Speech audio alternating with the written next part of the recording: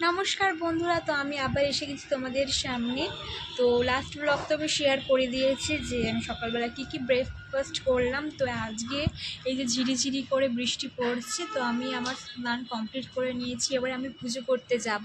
তো তার আগে আমি একটু সানস্ক্রিন মেখে নেব। তো রোদ হোক বৃষ্টি হোক যাই হোক, সানস্ক্রিন কিন্তু মাস্ট। তোমাদেরকে কিন্তু সবাইকেই সানস্ক্রিন অবশ্যই মাখা উচিত, শুধু রোদ ওঠার জন্য নয়, বা তোমরা যদি বাইরেও না যাও, তোমরা যদি বাড়িতেও থাকো তাহলেও কিন্তু সানস্ক্রিন মাস্ট। কারণ অনেক রকম ইউভি রে থাকে, রোদ না উঠলেও সেই রেগুলো কিন্তু আমাদের মুখের মধ্যে ঢোকে। তাই জন্য আমাদের কিন্তু সানস্ক্রিন অবশ্যই লাগাতে হবে। চলো তোমাদের সঙ্গে শেয়ার করতে করতে আমি এটা লাগিয়ে নিই। এক হাতে ফোন ধরে। তো আমি এটা ডক্টর শেটের সানস্ক্রিন ইউজ করছি।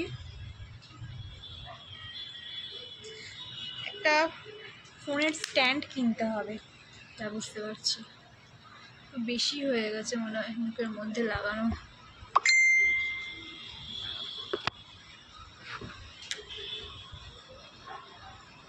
অনেক বেশি সানস্ক্রিন হয়ে গেছে। ঠিক আছে, কোনো ব্যাপার না।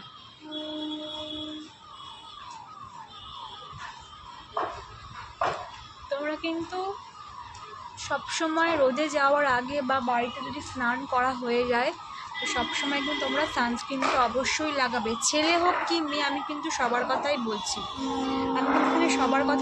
কারণ মুখে কোনো রকম রিঙ্কলস আসতে দেয় না।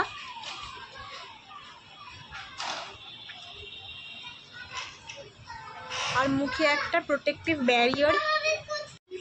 দেখো আমার সানস্ক্রিনটা কিন্তু মাখা হয়ে গেছে পুরো মুখের মধ্যে। আমি একটু বেশি সানস্ক্রিন ভুল করে নিয়ে নিয়েছিলাম। তো এবার একটু আমি পারফিউম মাখতে খুব ভালোবাসি। তো এবার আমি একটা আমার ফেভারিট পারফিউম, ওটা হচ্ছে ইয়ার্ডলির পারফিউম, ইউজ করে নেব। স্নান করার আগে একটু পারফিউম মাখলে না ফ্রেশনেস মনে হয় আরও বেশি। তো আমি আমার পারফিউম মেখে নিয়েছি। এবার সিঁদুরটা পরে নেব ব্যাগ। এবার আমি পুজো করতে যাব।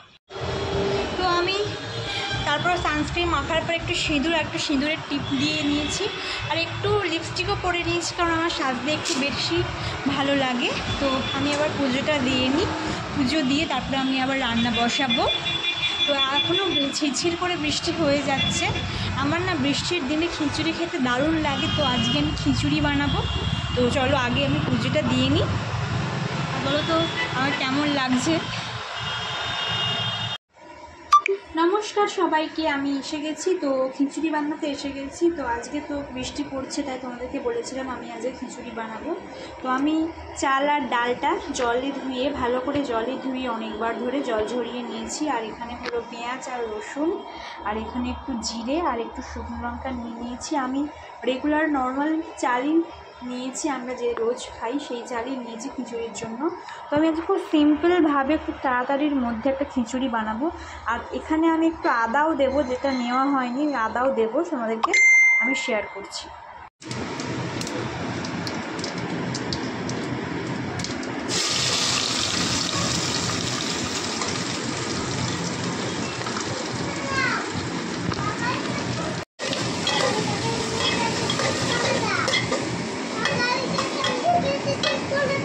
হ্যাঁ,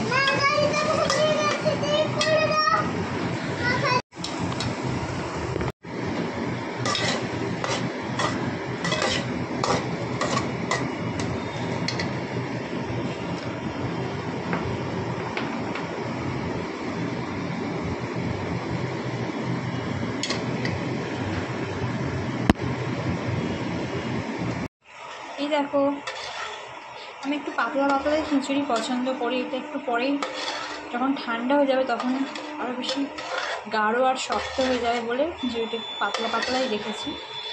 একদম সিম্পল করে পেঁয়াজ আদা।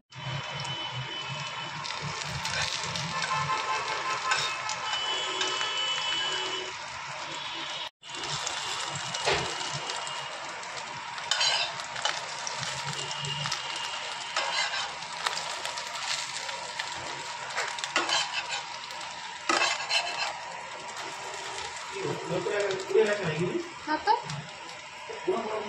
তো দেখো খিচুড়ি রেডি হয়ে গেছে। এখানে আছে খিচুড়ি, আর এখানে আছে মাছ ভাজা, ডিম ভাজা আর আলু ভাজা।